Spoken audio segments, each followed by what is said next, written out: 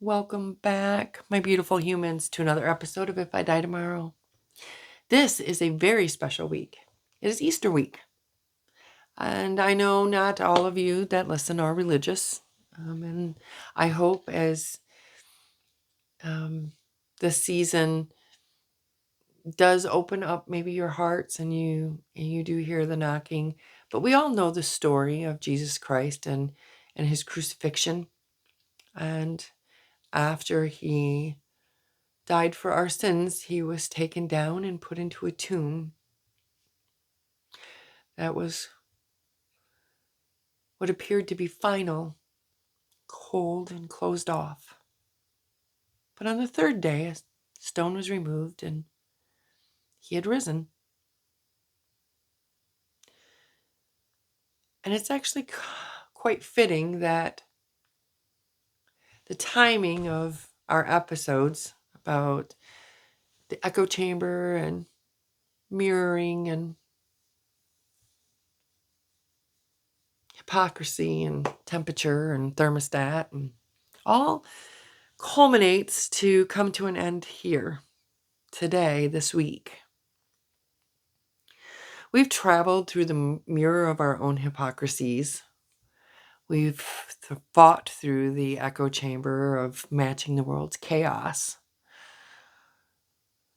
But today, we stop fighting. Today, we talk about the Easter of the soul, the sacred level of peace that actually takes hold when we allow the walls around our heart to come down and we step into the light. I am in no means comparing ourselves to Jesus Christ. Just putting that out there right now.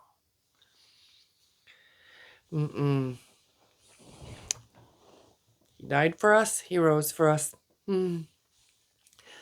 But we've all seen it. We've all been there. It's a health scare, close call on the road, cliff edge moments that scare us. Scares us so much that the stones that we built in a wall around our hearts come tumbling down. They roll away. Unfortunately, because we're human, we never let them roll too far. But while they're down, all the hypocrisy and the energy matching, it's all gone. It evaporates, dissipates, poof, becomes invisible. Why? Because we have a glimpse from the light that we've stepped into on what truly matters. We don't need the walls anymore. I want to show you how to find that spirit of your true self every single day. Why do we build walls? Well, we do that because we think, one, that we're smarter than this thing called life. And we also think that it's somehow offering us some form of protection. We think that sarcasm or matching energy is a shield, or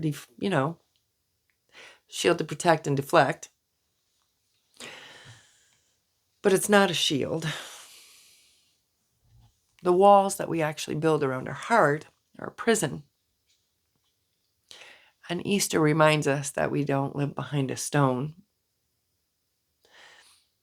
Life happens out in the open.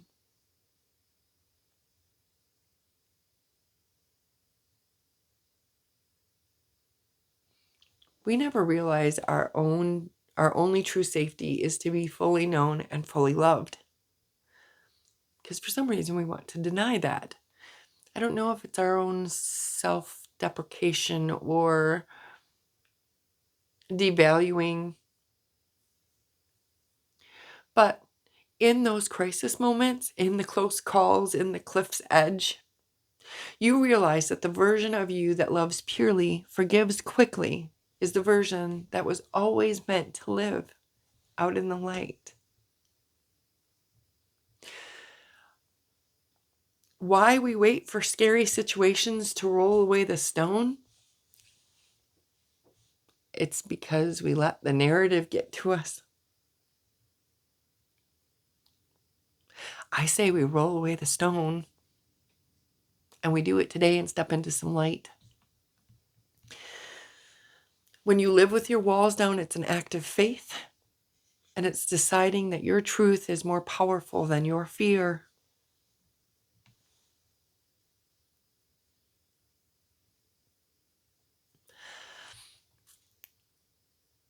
It's allowing you to say, I love you with clarity, finding your 1%.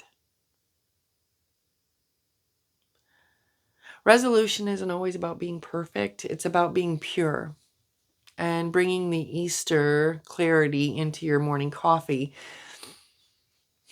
It's about looking at the people in your life, the ones that you've been judging, the ones that have been judging you, the ones that you've been matching energy with, choosing to see them with the eyes of grace.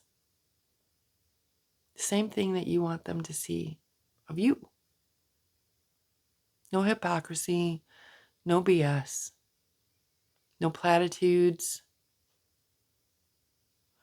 no labels, no disguises.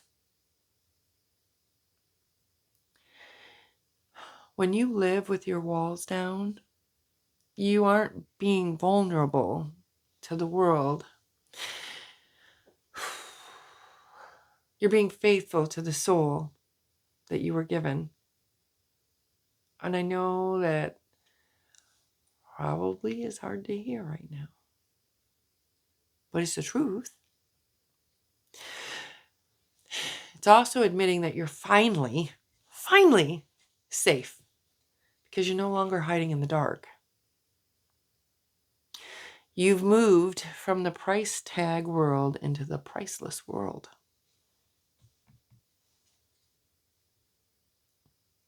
That's beautiful. You know, we think we're keeping things out with these walls, but instead we're actually keeping ourselves in.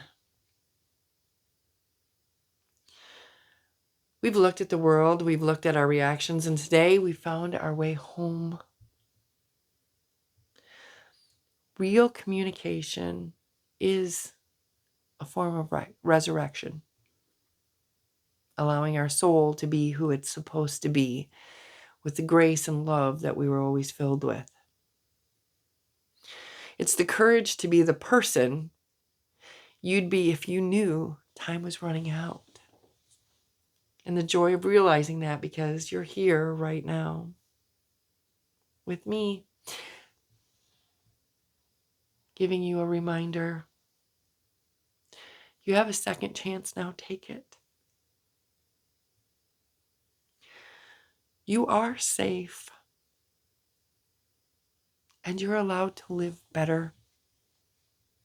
Remember, you're in control of the stone. No one else. Just you. As always, be kind. Be grateful.